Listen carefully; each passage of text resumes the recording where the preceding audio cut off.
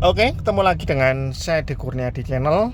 Nah, kita bisa lihat di sini saya sedang mengendarai expander ya, yaitu expander cross yang generasi pertama, yaitu yang transmisinya matic tapi yang masih matic konvensional.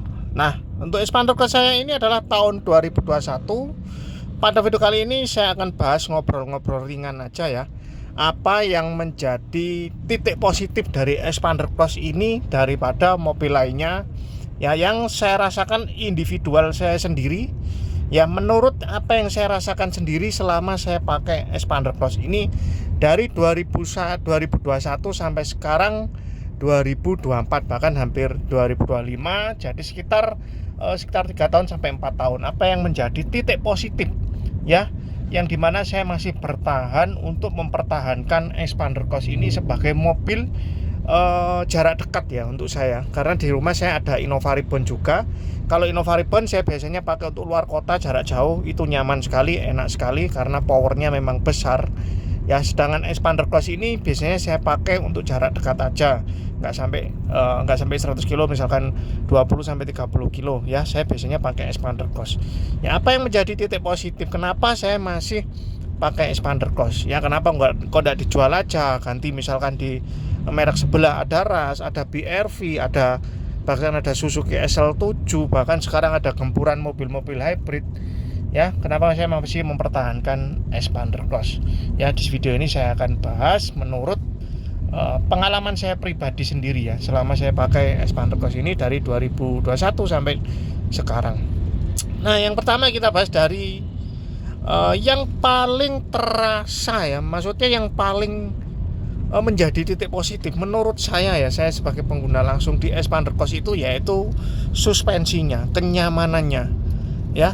Saya nggak tahu expander ini kok bisa senyaman ini ya untuk suspensinya, dalam artian dia untuk meredam jalan-jalan yang gelombang ya. Jadi gelombang, bukan jalan yang kasar ya. Kalau jalan yang kasar menurut saya kalau expander cross ini lebih terasa ya, kerasa tekstur jalannya tuh lebih kerasa. Mungkin karena expander cross ini banyak dia ringnya 17 ya, beda dengan expander yang tipe biasa ya, tipe seperti di bawahnya tipe sport, tipe ultimate atau tipe GLS exit itu kan untuk bannya itu kan dia tipe ringnya ring 16. Jadi ban ring 16 itu lebih empuk daripada ring 17 ya. Tapi kalau suspensi kita bahas dari kenyalnya mobil ya saat melewati jalan gelombang, jalan yang sedikit agak rusak, dalam artian bukan rusak yang kasar, jalan yang mau kasar ya, itu yang saya rasakan expander ini empuk sekali, enak sekali mobilnya ya. Itu yang menjadi suatu nilai positif ya yang saya rasakan di expander cross ini. Kenapa expander cross ini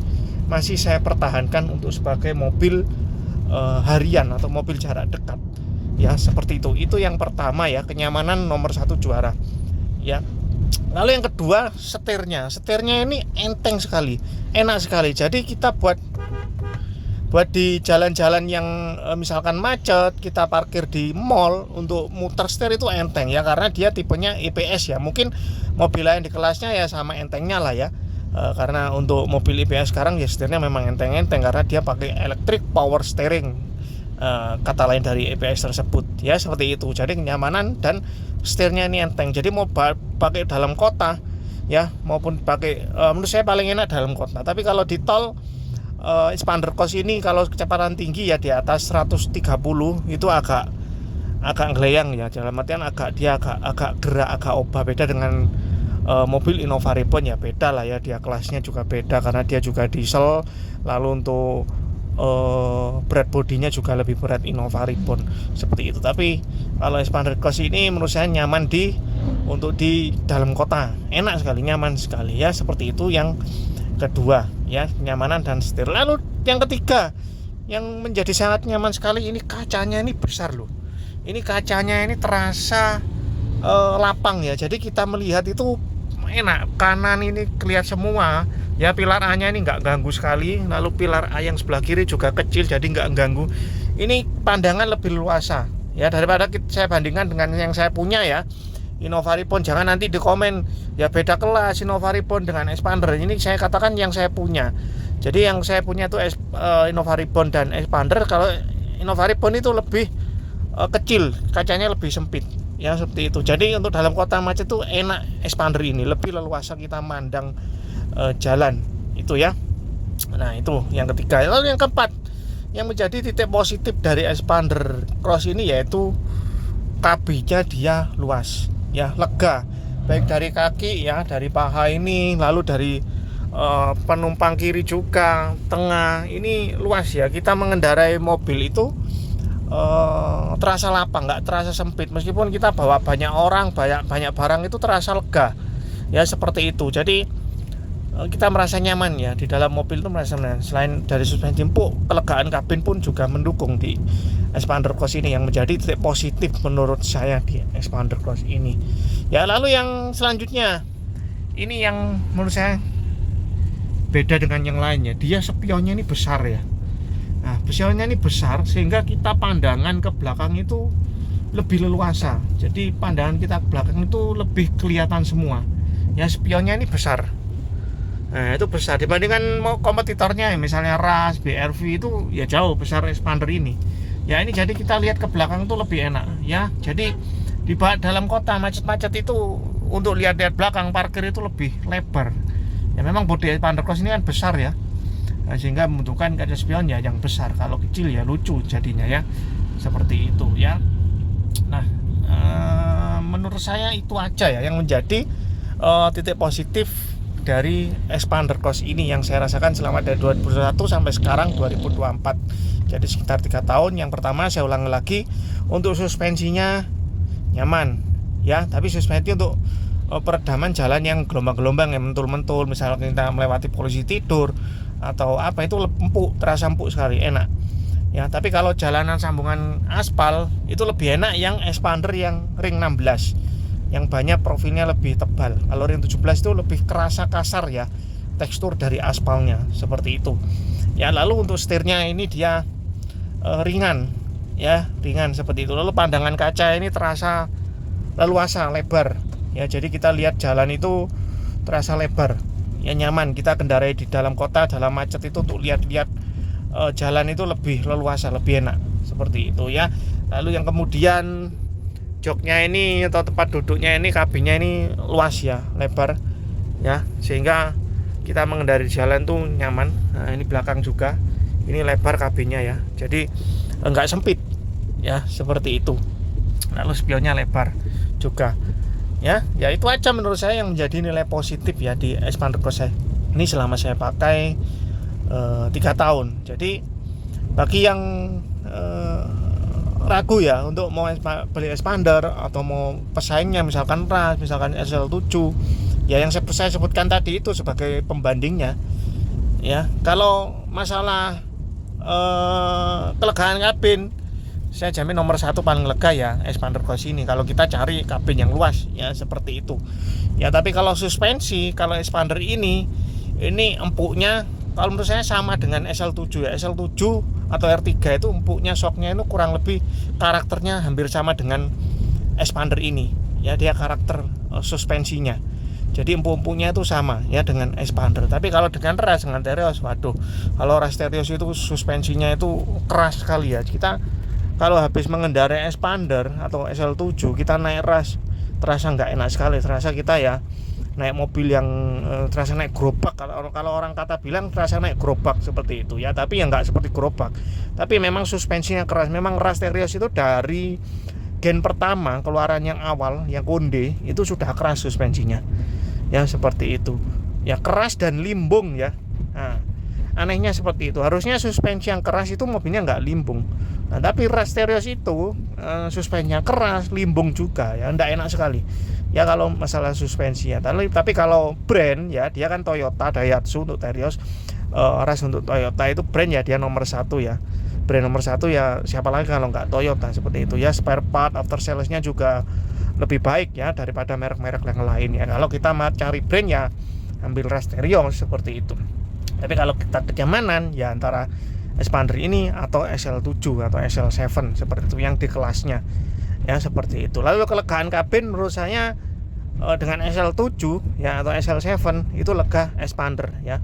SL7 itu lebih sempit sedikit menurut saya ya, seperti itu. lebih lega expander. Tapi kalau lalu untuk masalah setir enteng enggaknya, semua yang IPS harusnya sudah enteng ya, sudah nyaman. Lalu untuk kaca visibilitas ini lebih luas expander ya daripada SL7 atau SL7 ya, seperti ini. Jadi menurut saya ya banyak positifnya untuk expander ini daripada mobil brand lain ya. Itu tadi ulasan saya tentang expander cross ini. Jadi bagi yang mau beli mobil, kita mau beli mobil apa ya yang nyaman untuk dalam kota, bahkan luar kota pun nyaman ya, menurut saya ya expander cross ini ya. Saya nggak dibayar oleh Mitsubishi ya, saya review jujur apa yang saya rasakan di mobil expander cross ini. Mungkin ya di SL7 lebih nyaman, lebih enak, saya nggak tahu ya karena saya belum pernah nyoba. Tapi untuk masalah yang tadi, untuk kelegaan kabin, untuk kelegaan kabin enak lebih lega expander cross. Lalu untuk suspensi kurang lebih sama ya, SL7 dengan expander tuh sama ya. Jadi kalau empuknya nyamannya ya sama ya, seperti itu. Ringnya banyak juga sama di ring 17.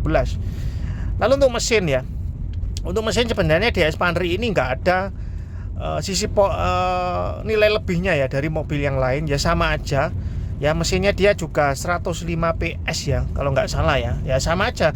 Expander, Ras, Terios, SL7 itu mesinnya ya 105 PS-an kurang lebih ya untuk powernya.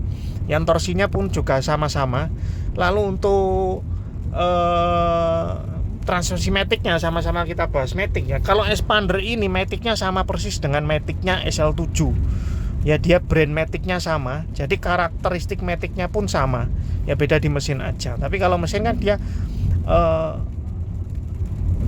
anunya ya, powernya PS-nya kan sama 105 ya, kurang lebih sama tenaganya ya, antara expander, SL7, Ras, Terios ya, seperti itu. Kalau kita cari power yang lebih ya, tenaga yang lebih enak ya, kita ambil BRV ya di Honda. Itu powernya ya itu 120 ya kurang lebih ya, PS-nya ya, horsepower-nya, HP-nya itu 120 ya, jauh lebih enak ya, kita kerasa lebih enak di BRV itu. Mobilnya enak memang, kalau mesinnya enak, saya akui enak. Saya dulu pernah punya Mobilio kan basic mesinnya kan sama dengan BRV, itu enak, karakter mesinnya enak, halus, bertenaga. Meskipun yang Matic pun juga enak ya, dia mesinnya halus, bertenaga ya. Kalau Honda memang seperti itu ya, dia mesinnya memang halus tapi bertenaga seperti itu ya. Tapi untuk BRV itu Matic-nya dia CVT ya. Memang untuk expander cross yang sekarang juga sudah CVT Matic-nya ya. Kalau CVT kita tahu sendiri ya, itu kita harus ekstra perawatan untuk Matic-nya ya, seperti itu kalau di mobil BRV. Tapi kalau expander cross yang gen pertama ini masih AT konvensional, tapi yang baru sekarang sudah CVT. Tapi untuk Ras Terios itu masih dia penggerak belakang juga untuk Ras Terios, dan dia Matic-nya masih AT konvensional sama dengan ini ya. Oh ya, kelebihan Ras Terios ya itu tadi, dia penggerak belakang, yang kita tahu orang Indonesia ya sukanya masih mobil penggerak belakang. Kalau mobil penggerak depan banyak orang Indonesia enggak suka ya, seperti expander cross ini kan sudah penggerak depan. Tapi nilai positifnya dari penggerak depan yaitu lebih kesit ya, mobilnya lebih kesit ya. Lalu untuk dalam kota lebih enak ya, mobilnya itu lebih glunyur seperti itu ya, beda dengan penggerak belakang. Kalau penggerak belakang itu positifnya dia untuk narik tanjakan itu lebih, traksinya lebih dapat ya. Kalau penggerak depan itu kalau tanjakan kurang ya, katanya seperti itu. Tapi saya belum pernah mengalami di expander cross ini tanjakan nggak bisa naik, mobil muter spin nggak pernah ya. Saya pernah bawa ini di daerah gunung pun juga nggak ada masalah ya di expander cross ini. Jadi menurut saya penggerak depan dan belakang ya nggak jadi masalah kalau menurut saya ya, seperti itu. Oke, lalu untuk konsumsi BBM-nya bagaimana ya untuk expander cross ini? Ya kalau di jalanan seperti ini ya, yang saya bisa katakan ini nggak macet, cuma padat rame. Jadi saya jalannya ya kurang lebih untuk kecepatan ya sekitar 20 sampai 40 km per jam ya paling cepat ya, jalanannya seperti ini. Untuk konsumsi ini bisa 13,5 ya, ini bahkan bisa sampai 14 ya konsumsi di MID. Tapi kalau real full to fullnya, kalau saya isi itu kalau sering dalam kota ya itu sekitar 12-13 itu real full to fullnya ya. Jadi MID ini beda 1 kilometeran menurut saya. Itu full to full dalam kota ya, kondisi jalan yang lumayan macet ya, padat, cuma nggak macet sekali sampai berhenti sampai lama belasan menit, enggak. itu sekitar 12-13. Tapi kalau dalam keluar kota yaitu bisa sekitar 14-15 ya untuk konsumsi BBM-nya. Ya, saya untuk BBM pakai Pertalite. Ya, seperti itu. Jadi menurut saya cukup irit ya dengan mobil besar seperti ini. Lalu dengan kelegaan kabin seperti ini ya bisa 1,12-13 dalam kota ya cukup irit sekali. Ya, seperti itu untuk konsumsi BBM-nya ya. Itu tadi ulasan saya tentang mobil Expander Cross ini, pengalaman pribadi saya dan bandingkannya dengan mobil-mobil di kelasnya. Itu tadi sisi positif dan keunggulan di Expander Cross ini. Jadi bisa jadi pertimbangan kalau mobil-mobil mau ambil Expander Cross atau brand-brand sebelah atau brand lainnya yang sekelas dengan Expander Cross ini, bisa jadi pembanding untuk review saya ini. Oke, sekian aja dari saya. Semoga video ini bermanfaat. Salam sehat selalu, lancar rezekinya. Amin.